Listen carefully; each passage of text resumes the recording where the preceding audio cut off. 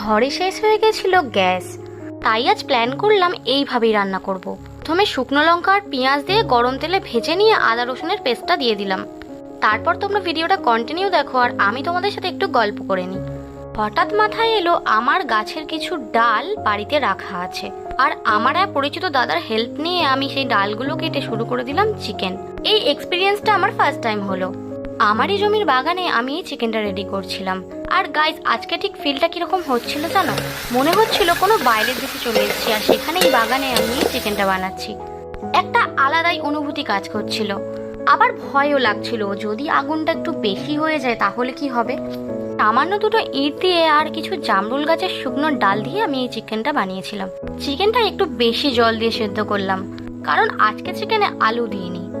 এই ঝোলটা দিয়েই আমাদের আজকে ভাত খেতে হবে। চিকেনটা কিন্তু খুব সুন্দর হয়েছিল। ভিডিওটা ভালো লাগলে সাবস্ক্রাইব করে দিও।